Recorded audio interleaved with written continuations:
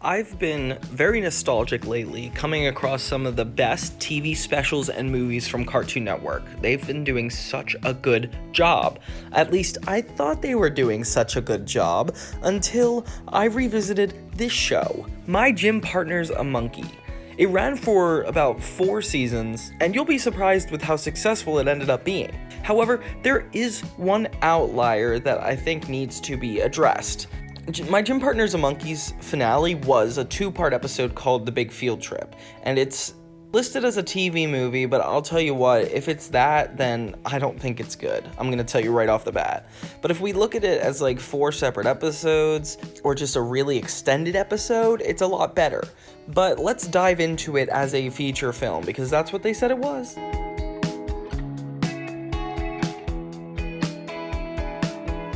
So we start at the normal animal school with just Adam and Jake, our 2 main characters, chilling at the lockers. There's an announcement from the frog principal that the field trip is going to be happening soon and all band members are going to be a part of it. I don't think Adam is currently in the band because Jake tells him about the field trip and he doesn't seem interested. Adam admits that he plays the piccolo in a band, and Jake says it's obvious because of his facial features, which is already kind of offensive.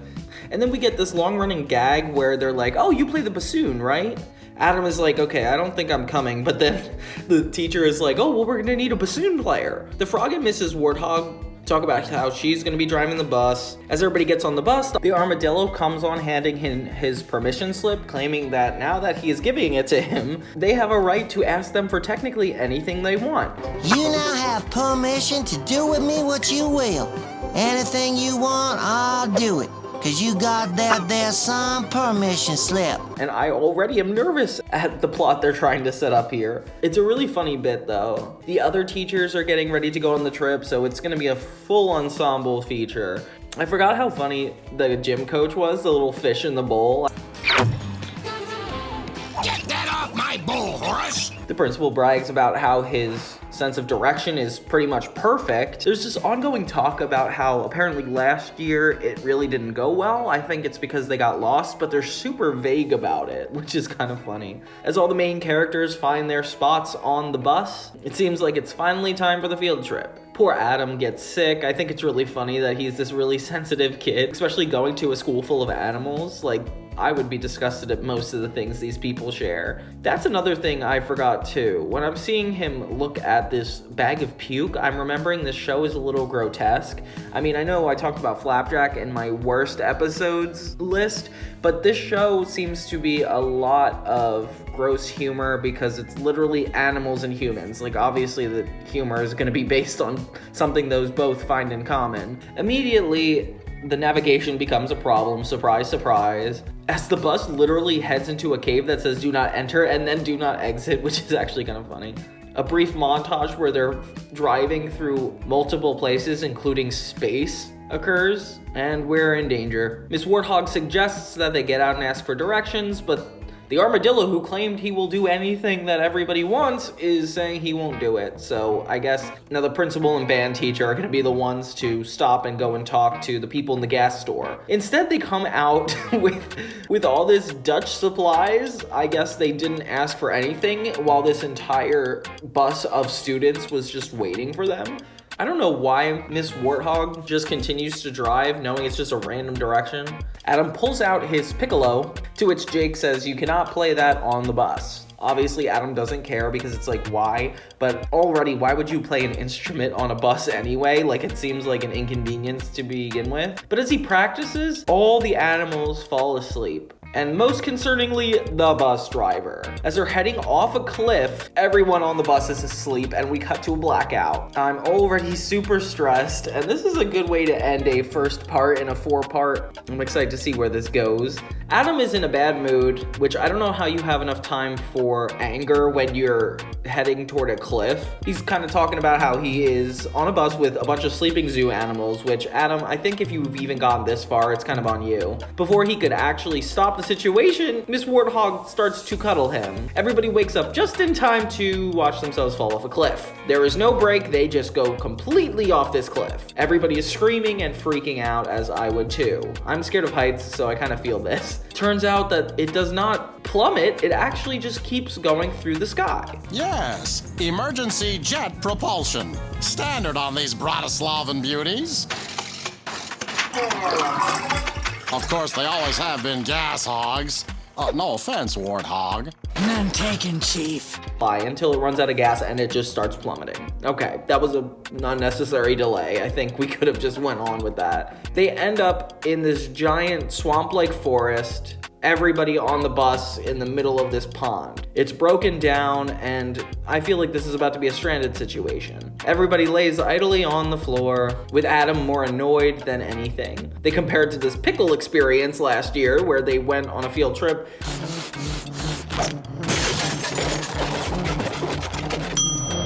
It's a pickle. And that seems to be a really average trip. I don't know why they would be scared of it, but it's just scary, I guess. The teachers kind of team up and try to figure out what to do with Miss Warthog not being able to leave the bus. Things take a really scary turn when the teachers and students see a bunch of rabbits. Why? It beats me. They're so cute. Those aren't our students. They're wild animals. Wild animals? Oh, crud. Turns out it's because they are wild animals, and apparently wild animals and zoo animals have completely different ethics, which I think is a really interesting concept. You know, like we've seen these animals going to school with Adam for quite some time, and it's already been kind of like an with a quote unquote fish out of water scene, but it becomes even further when even Jake approaches the animals. I don't know why they're so fearful, and they just keep running away, and there's a couple jokes that go on a little too long as this is happening. If we work together, we can. If we work together, we can get the bus. But I guess that's what the 40-minute specials are for, right? Jokes to be slightly longer than a minute now. Adam suggests that they all work together to get the bus out of the swamp and back onto the road. But because everybody's freaking out, nobody's really being helpful, so Adam starts playing his piccolo once again, making them all fall asleep. As they're all asleep, a little squirrel comes down, takes Adam's piccolo, and runs right back up the tree. This gives enough time for all the animals, both zoo and wild, to wake up and freak out. I love the idea that these animals would be more scared than even humans would be of regular wildlife. The main cast runs into a cave to hide, being cornered by this butterfly, and they are terrified. They find Luffy, who had not only befriended a butterfly, but she used it for her own benefit, being able to fly, which she could already do. How'd you do it? Well, we were locked in Mortal Kombat.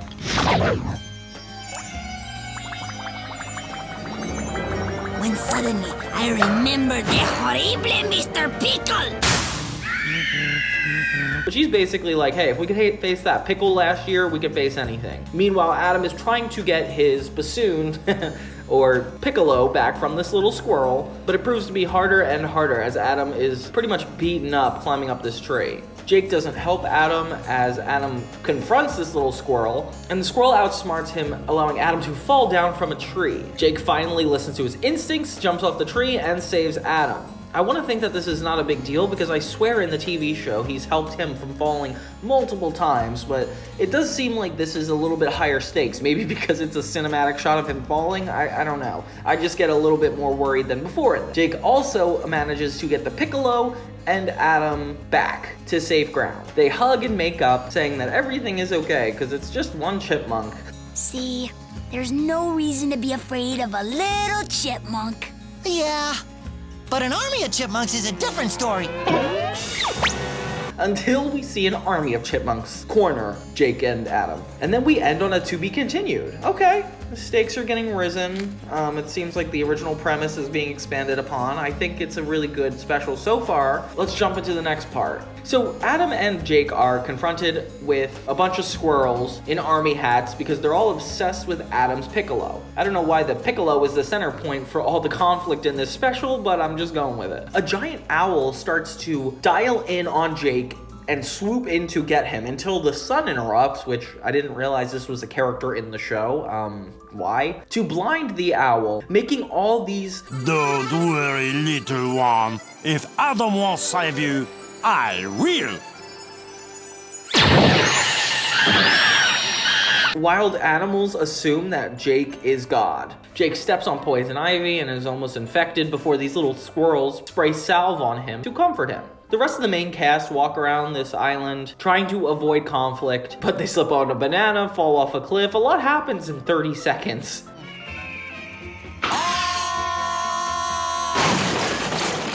They even lose all of their clothes and suddenly they are just as wild as the wilderness. No longer are they zoo animals, they are fighting for survival. There's a joke about how they are so far from actual civilization, but there's a highway actually behind these woods. And I kind of don't like this joke because it makes the stakes suddenly a lot lower. It's like we're really aware that they're not in danger and this is just a overreaction, which is already an episode-like device. I really wish they didn't use it in this movie, but whatever. I guess we're just gonna go as if that didn't happen. The teachers are all surrounded by these cute little bunnies as they try to come up with a plan. They talk about running onto the bus to get by these little cute bunnies. So the teachers are all plotting to get to the bus, but it's being blocked by all these cute little bunnies. It doesn't work, so they say that one of them has to volunteer to go out. All the teachers agree that the only student in the group will be the one to do it. Real responsible, guys. The armadillo is advocating to go out and talk to the little bunnies, and it's funny because it's exactly referencing the fact that he signed this permission slip. So these animals continue not to be a threat as the armadillo runs away, and all of them keep trying to approach the bus, but these cute animals just barely walk up to them, and it just feels like it's just the main characters scared of nothing. Eventually, the teachers actually fall into a giant trap and start freaking out in the ground. The trap is the one set up by the main characters who are in like survival mode, and everybody but the armadillo falls for it. They got Henry. No! Not dear little Henry! Ah, who am I kidding? Better him than us. Look, man, y'all need to just stay calm, like me. Meanwhile, Jake is living life as all these squirrels are tending to his every whim. Adam is annoyed that he's taking advantage of it, but of course he is. Taking advantage of chipmunks is not communing with nature. Think about what you're doing. Think. Blah, blah, blah. Boring.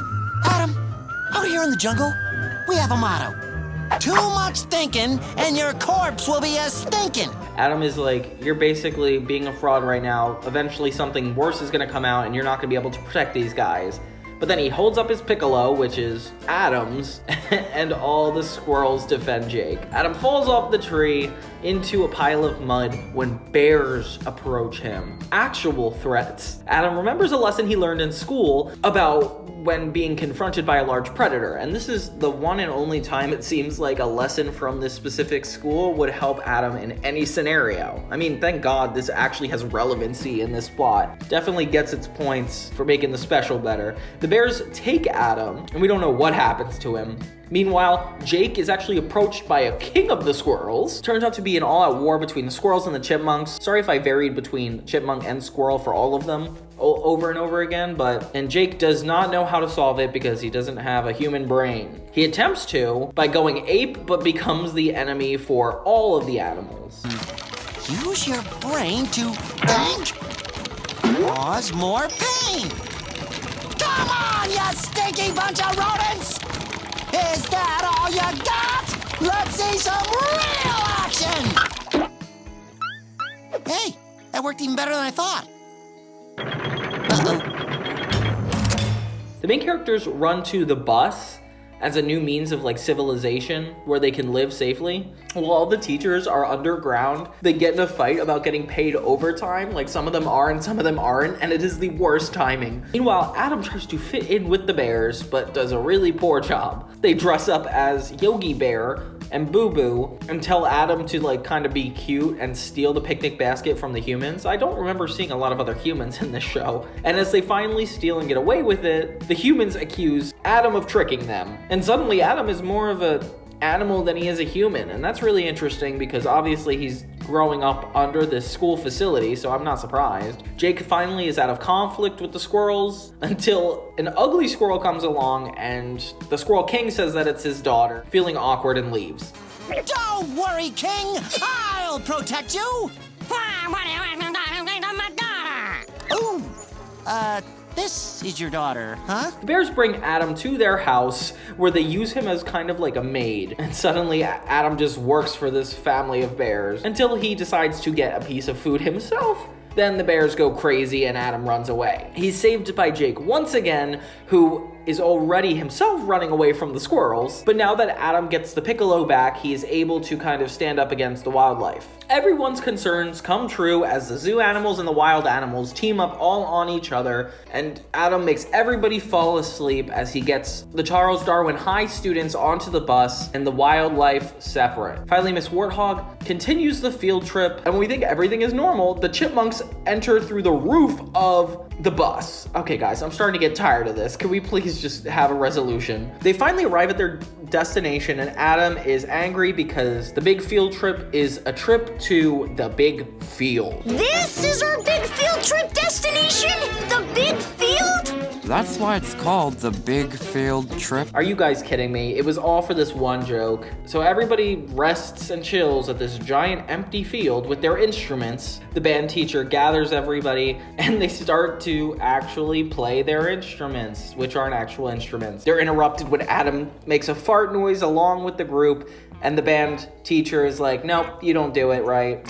And that's where it ends. Okay, so this was a really, structurally, I think this was a pretty sound special. The Big Field Trip does a good job at keeping this feature-length story structure, but honestly, the way it's carried out is probably like really poor to me. I feel like they chose to focus on the least interesting beats of what could have happened. Like things like Jake being in charge of all the squirrels and the animals having a war with each other are really funny concepts, but they're just kind of like the most base level things happening in order for them to tell more jokes. It seems like the jokes are more important than the actual stakes being risen. So anytime there is a chance for things to get even a little bit serious, it just kind of avoids it altogether. Like if you took all the moments where, you know, like the other main characters, like the gorilla and the animals are just trying to find civilization, they're trying to find a place to live, instead of it like being actual things that risk their well-being or even them turning on each other, it just seems to end in them going for the bus or their rock tent falling apart, or they're making a pun